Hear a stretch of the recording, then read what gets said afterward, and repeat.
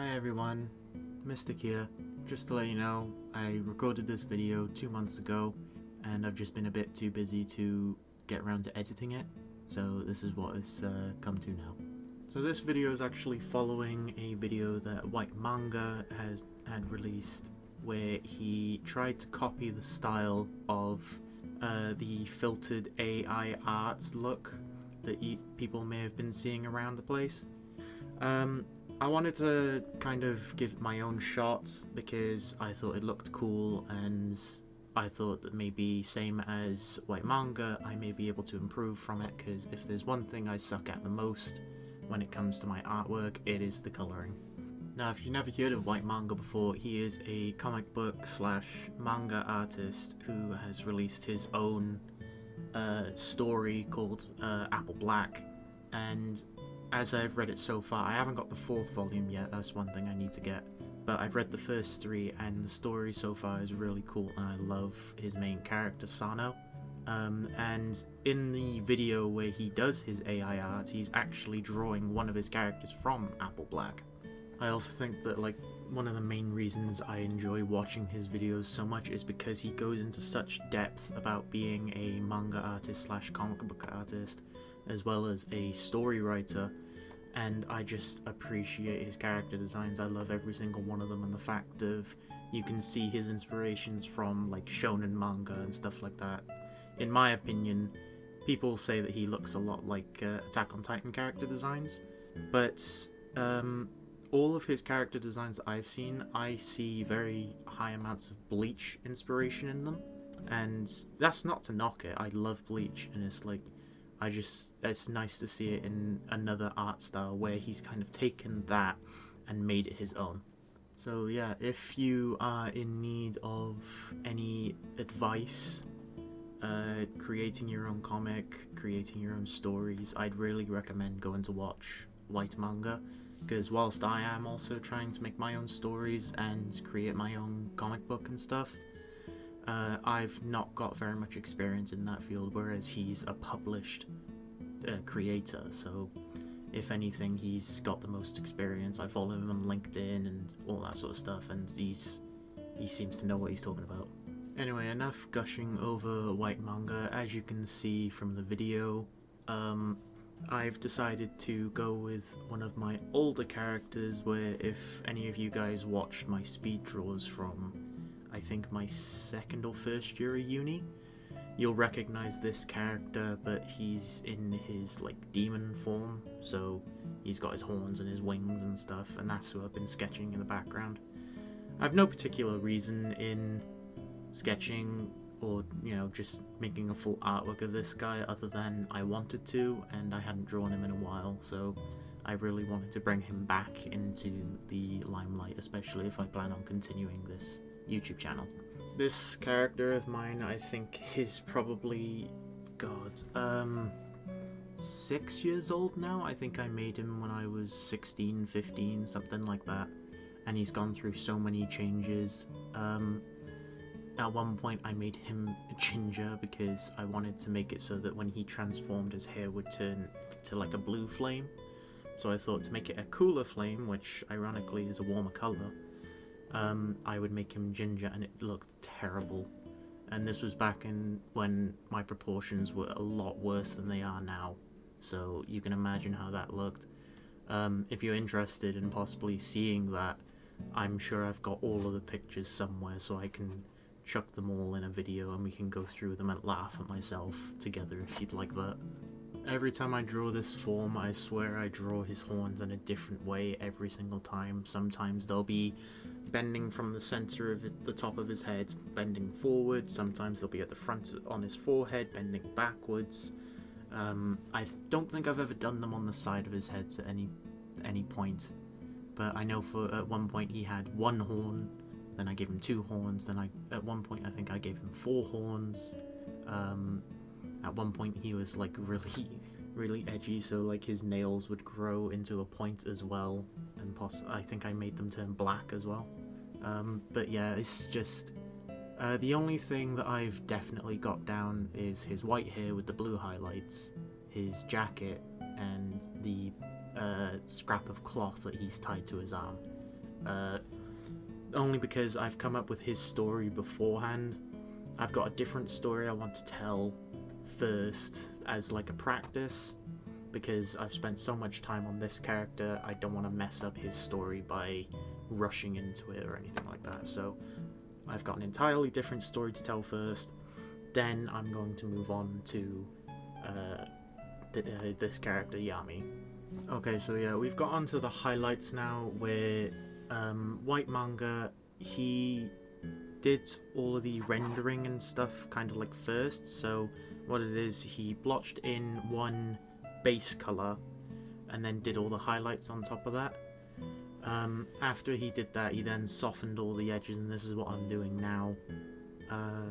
It was weird doing it in this way, but I also think it was more beneficial because I wasn't distracted by all the colors confusing me as to where all the light sources went. I still messed up with the lighting, don't get me wrong, but I felt like I had more of an understanding of it with it being just all one color.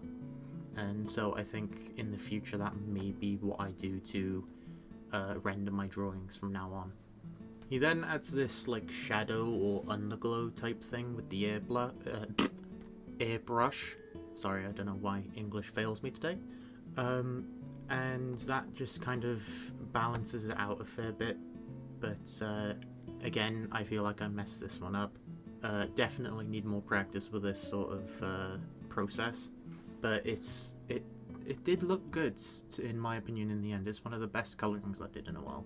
And then after that, we go in with a slightly warmer highlight color.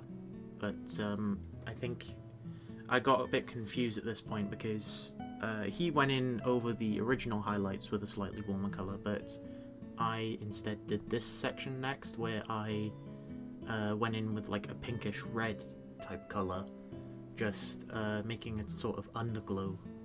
But then directly after that, I'll go in with the airbrush again with the same color and just add a bit more of a lighting thing.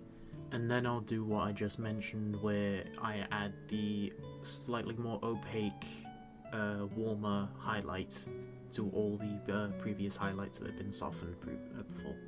I make sure to go over some of the line art as well, just to try and break up the image a bit, because I think that whilst line art is important in my artwork, I think I want to start trying to break it up in the sense of have the line art as different colours to make it look better and make the colours more coherent.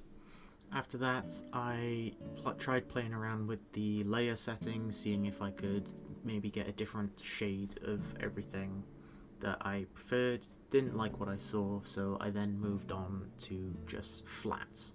Now, even though they're not exactly opposites on the color wheel, I did change Yami's overall color scheme to be more blue orientated, to be kind of like the opposite of Perseus. So Perseus is red, Yami is blue, typical red versus blue team. I'm still making up the story because eventually I will have it where their stories intertwine, but I'm not exactly sure how I'm going to be doing that. All I know is that by doing this, it does make them seem like they're on opposite sides, but when I do plan on having them interact, it's not because they're on opposite sides, like they're both fighting for their own sides, but Yami and Perseus will butt heads because their way of doing things will be different. Whereas Perseus is more of a light-hearted character, Yami is more of a dark and brooding type of character.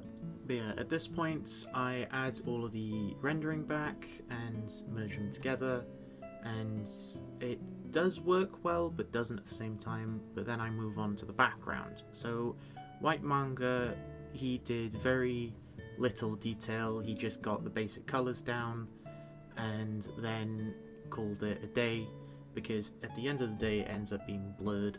So that's why it's not too important, the background in this type of style. So yeah. So I experiment a bit with all the different brushes and stuff, trying to get the perfect background, well, as perfect as this can be. And I just decide on having basic blue flames in the backgrounds, and I think it works. Again, you'll have to let me know about that in the comments. But yeah, then I go on to doing some visual touches, if you would. So I get on to adding a flame to his hand, which is his power, and just like WhytManga does, I give it a bit of an outer glow to kind of give it that energy feel, drawing it between his fingers and stuff. And I'd never actually used this brush before when creating flames and stuff, the dry ink brush, but it actually gives it that kind of like crackling feel that you would associate with fire, so I think I may start using that a lot more often. At this point I'm adding these blue, red and white particles like WhytManga did, and then they're going to get blurred just to kind of add something more interesting to the background and fill it up, make it look more busy. Then soon after that I'll start going over just Yami by himself to try and see if I can get either a darker or just a more appealing tone of blue over his body, because it was bugging me whilst I was drawing this, I think. I mean, it has been 2 months since I've done this drawing, but I think that was what I was doing.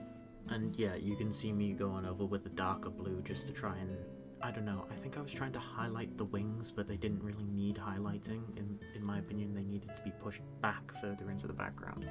So this is where I start to blur it, and what the process is for this was I compiled it all into one layer, duplicated that layer, and then I blurred the top layer, and then went over, turned the hardness on my eraser all the way down, made sure it was like a brush end so that it wasn't hard edges, and went over all the parts that I needed to highlight like WhytManga did.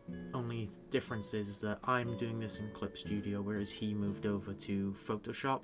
Unfortunately, due to me not owning Photoshop, I had to do everything in Clip Studio.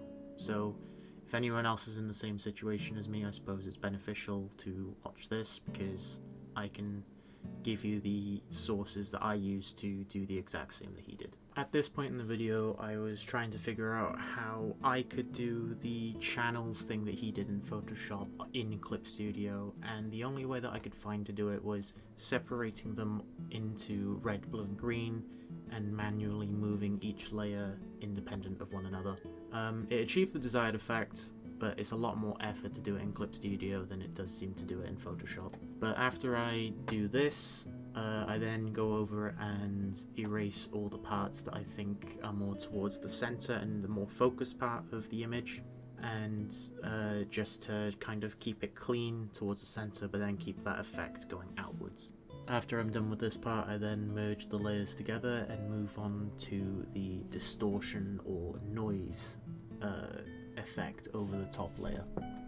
So you can see me playing around with it here, trying to get the right intensity of it, turning it down so that you can see the image underneath, as well as I think I changed the layer setting so that it kind of blended with it rather than just somewhat translucent over the top of it. But yeah, you guys can see me having like my final dabbles with it just to try and finalize it, and yeah, that's pretty much the entire drawing. I've put WhytManga's original video down in the description, as well as the video I used to figure out how to do the different channels and make the RGB thing. I hope you guys enjoyed the video. Please like and subscribe if you did in fact like. And yeah, hopefully I'll be bringing out another video next week. If not, then it will probably be within the next 2 months. Anyway, see you.